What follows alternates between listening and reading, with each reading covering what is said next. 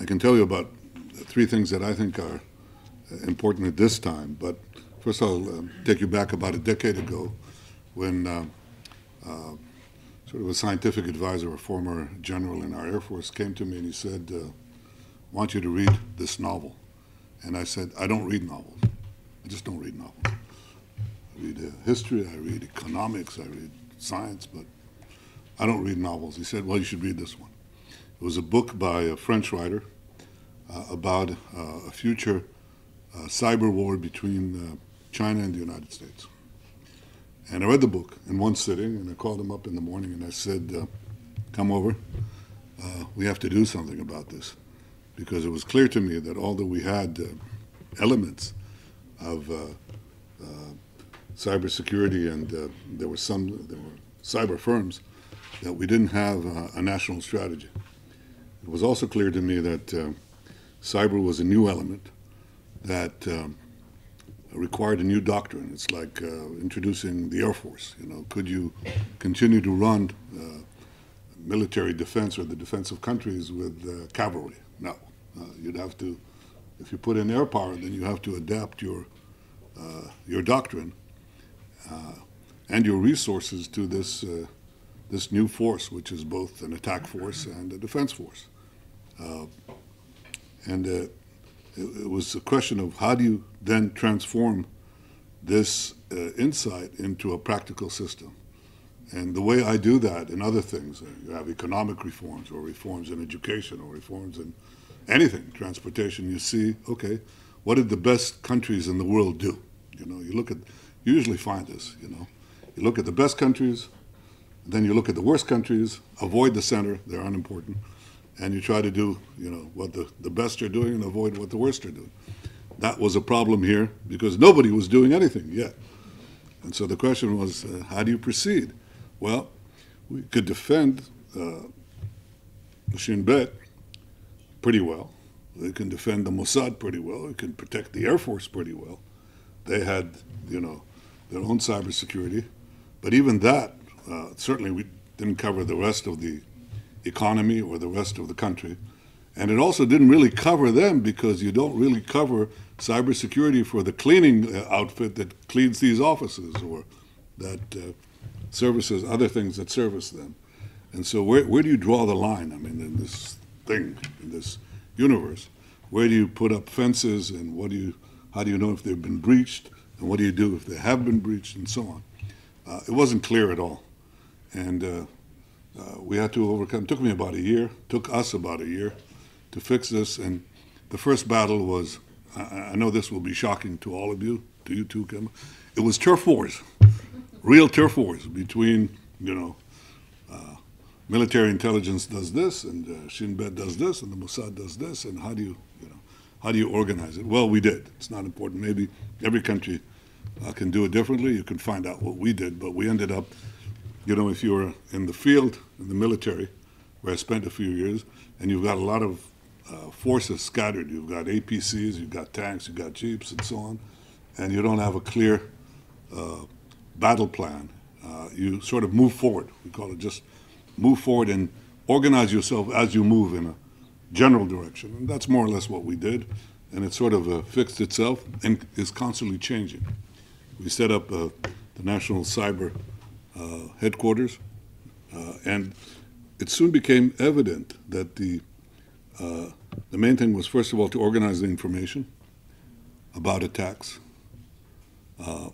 their frequency, their severity, their origin, their repetitiveness, and so on, but also then organize what kind of defense do we offer? What do we do, especially with the private sector?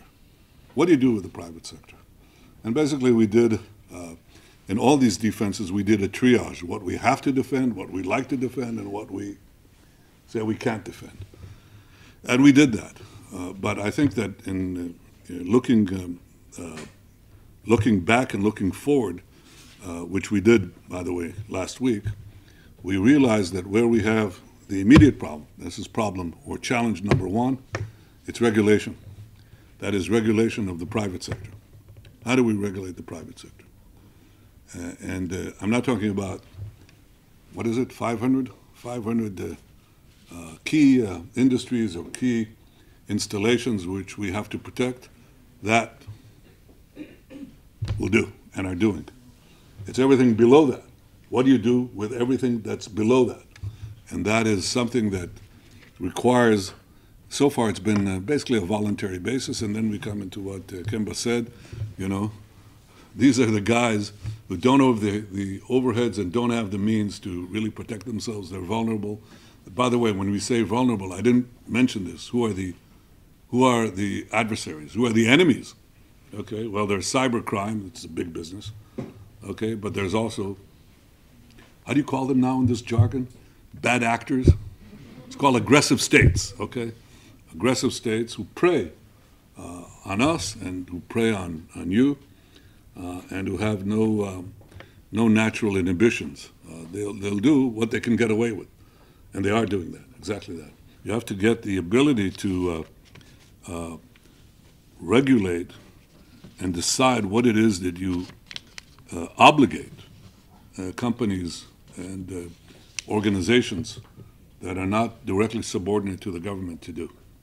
And I think this is a challenge that we think we fell behind on this. And we can learn a lot from you, and maybe some of you are ahead of us on this, and we should share this information with each other. But I think that's the big gaping hole that we see right now, and we have to take care of it. And when I said cooperation, that's the second point that I would bring up, and that's that we can do more. We'll probably be better together. There are limitations in this business, we all understand it, but we can share both experience, success, failure. We can save a lot of learning time, and we can go down the learning curve a lot faster on the things that we can share together.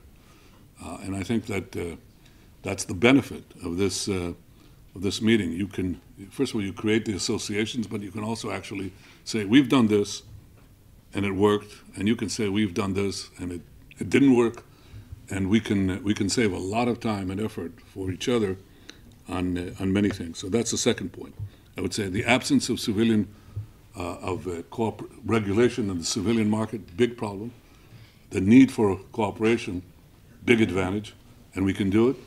I would say the like-minded countries that are here, who want peace, stability, security, prosperity, safety. It's important. So these are, I think that's a framework that is emerging anyway, and I think it should be more important. And the last point, well, you know what it is. It's AI. I mean, it's merging, and it's not just hype. It's not just hype. There's a lot of hype, but there's a lot of reality behind the hype. And I think these are two merging fields, and they become, I think it'll become absolutely vital to see how we manage each separately and how we manage them together. It's a big, big thing. I'm not sure that I can go beyond what I've just said. That is the cooperation between us. But I think there's a question of how far we can go on regulation. And the reason how far we can go on regulation is a question is because some of the states are not likely to regulate themselves. So we can regulate ourselves and regulate ourselves into competitive disadvantage. And you can be sure that the other guys will not. The only time they'll regulate themselves or adopt universal regulation is if they fear that the hype will become true, that they'll lose control. It's the only time they might do it. And I'm referring to a specific country, which I will not name. It's a big country. Okay. It will not happen unless they think that they will lose control. I'm not sure when that happens or if it happens, because I haven't settled in my mind whether the apocalyptic dangers are quite there. But the people who raise that flag are not trivial people. They're not trivial people, and they say things that were ridiculous a few years ago, and they become realistic now. So, you know, when somebody says that, you sort of look at what they say, and it may happen. But short of that, I think we have to improve our own capabilities in using AI and cyber for our individual and common defense, but we should not completely discount the possibility that there will be universal regulation, which I think is unlike, say, the nuclear field, okay? The nuclear field is much more susceptible to regulation. It has its own limitations, obviously. But the nuclear field is a defined area. As we say, jargon, it's a defined space. And AI is not a defined space because it's going to permeate everything. And that's why I think the only way that it becomes effectively regulated is if all the major powers, and there are about 4 or 5 major powers and some subsidiary powers, and then there are 4 or 5 what shall we call them, digital empires, in addition to governments. And this is it. This is the expected universe so far as we can judge. So I'm leaving the question of regulation open. I'm saying that the cooperation on AI and cyber should be something that occupies you and it begins to occupy in this meeting, but I predict it will occupy you mightily at your next meeting if it happens a long time from now, like 3 months. But I think you should look into that, and that's about it. And if you want to ask me questions, go ahead. That's what I have to say. So thank you.